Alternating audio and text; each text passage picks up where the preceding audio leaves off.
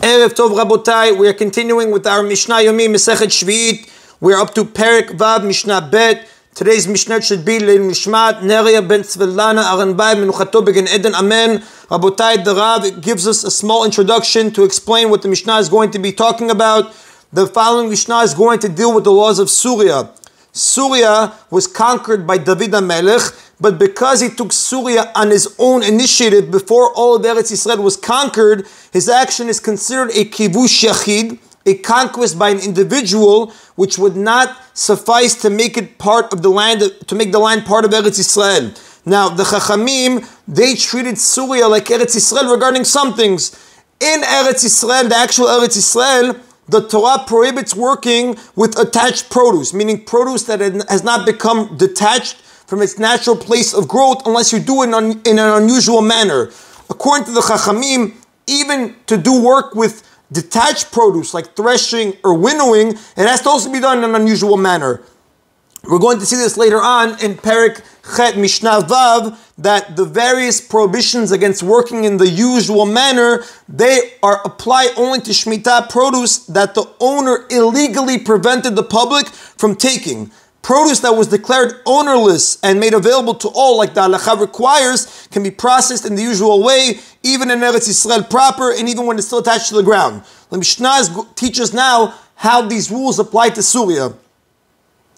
Osin betalush beSuria. We are allowed to process detached Shemitah produce of Syria in the usual way, because even though it's rabbinically asur to do it in Eretz Yisrael, regarding this aspect, the rabbis were more lenient in Syria than Eretz Yisrael. And the Rav explains, even though the rabbis prohibited working in the usual manner, which detached Shemitah produce, which grew in a field that was illegally guarded, they did not extend this isur to produce of Syria. Therefore, the produce in Syria can be processed in the usual manner once it has been detached, even if it came from a guarded field. Now, the Chachamim were lenient in this respect regarding Syria because they wanted the poor people to find work close to Eretz Yisrael and not have to travel farther away to earn their livelihood. Aval lo b'mechubar. But you cannot process attached produce of Syria in the usual way, because regarding this law, the Chachamim treated Syria like Eretz Yisrael, which we said,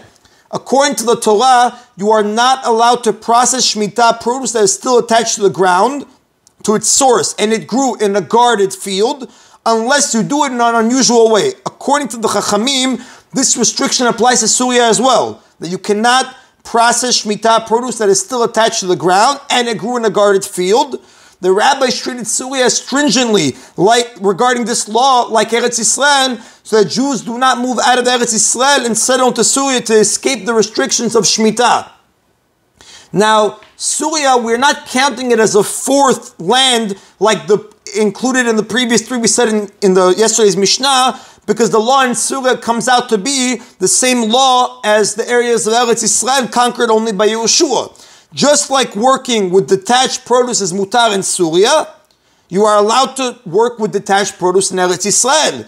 When the previous Mishnah said that working is asur in the land conquered only by Yehoshua, it was talking about working with produce that's attached and obviously guarded illegally, right? And obviously the land itself. But working with detached produce would be allowed in the areas that was conquered by Yehoshua, just like Syria. Therefore, it's really included in the same category.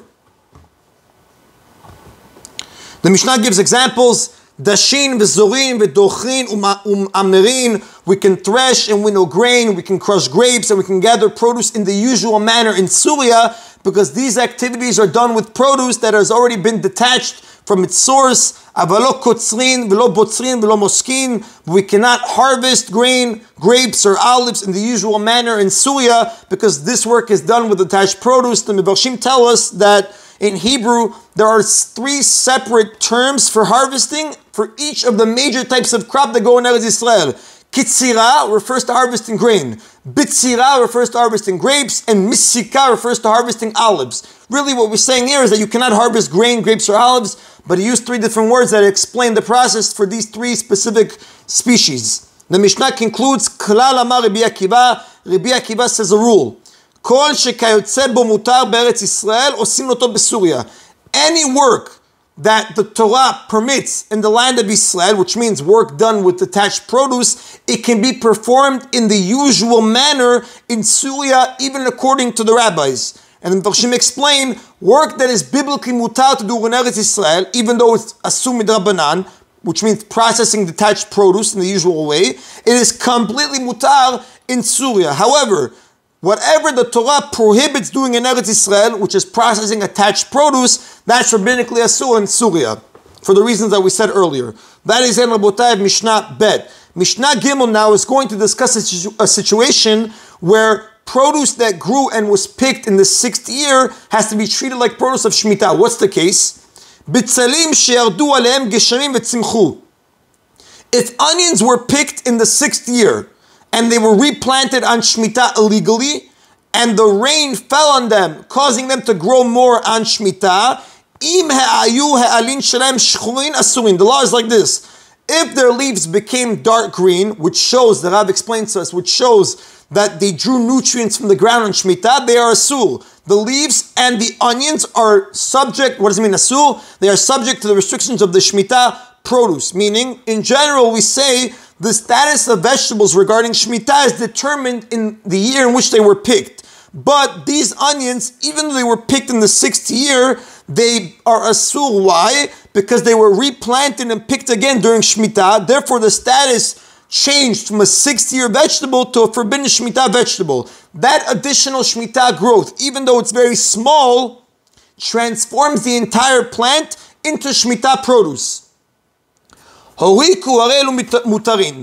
if the leaves became pale, which the Rav says the pale yellowish color of the leaves show that they're about to wilt soon, which means they didn't draw nourishment from the ground but from the onions itself, we say they are permitted, they are not Shemitah produce, they are considered growths of the 6th year, right?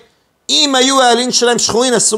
their leaves become dark green, they are asur, they are considered Shemitah produce. But if the leaves become pale, that if they become pale, they are permitted, they are not Shemitah produce. Rabbi Chanina ben Antignos Rabbi Chanina ben Antignos is stricter. He says, if the onions can be plucked from the ground by their leaves, which means it's a sign the leaves are strong, they are forbidden as Shemitah produce, even if the leaves remain pale and they do not darken. The Mefarshim explained that when onions finish growing, they protrude a little bit from the ground. It can be completely pulled by their leaves. You can pull them out completely by their leaves. Rabbi Chanina says that if the leaves are strong enough for this, that you can pull them out of the ground completely, they must have drawn nourishment from the ground, even if they turn pale, because otherwise they would have broke when you pulled them. The Rab tells us that Halakha does not follow Rabbi Chanina ben Antignos. Rather, we follow the rules the Mishnah gave earlier. If it became dark green, it's asur. If it became pale, it's mutar. The Mishnah now is going to give the reverse case. In the previous case, the onions were picked in the 6th year, then they were replanted and picked during Shemitah, going from a category of a permitted 6th year produce to the category of a sacred Shemitah produce, as long as they grew from the ground on Shemitah as well. The Mishnah now wants to give the reverse case. Onions that grew and were picked in the 6th year, which were considered 6th year growth, 6th year onions, they were then replanted illegally during Shemitah and started to grow again from the ground, like the signs we gave earlier became dark green, the leaves, and then they were uprooted during Shemitah. Because of the Shemitah growth, even though it was small, they were reclassified as Shemitah onions. Then they were planted a 3rd time during the 8th year. What does the Mishnah say? In the opposite case, where the onions grew during Shemitah and then grew again after Shemitah, they are permitted, meaning they are not subject to the laws of Shemitah. Right? Meaning if the onions were replanted and picked in the 8th year, they become ordinary produce, just like the Shemitah growth made the onions forbidden, the 8th year growth makes them mutar, but specifically the Rav says it has to be this case, that you planted in the 6th year, picked it, planted in the 7th year, grew a little, picked it, and then planted it again in the 8th year. The Mishnah is teaching us that if they grow a little more during the 8th year, their status changes again from a sacred Shemitah onions to regular 8th year onions. Now, in general, why does the Rav say this specific case? Because in general, a small amount of 8th year growth cannot make Shemitah produce mutar. But in this specific case, the additional growth makes it mutar. Why? because since they grew mostly in the 6th year, even though it grew a little bit again in the Shemitah year, the small amount of the 8th year growth combined with the main growth of the 6th year makes them mutar. That is in Rabotai today's Mishna Yomi. Baruch Adonai Leolam. Amen v'amen.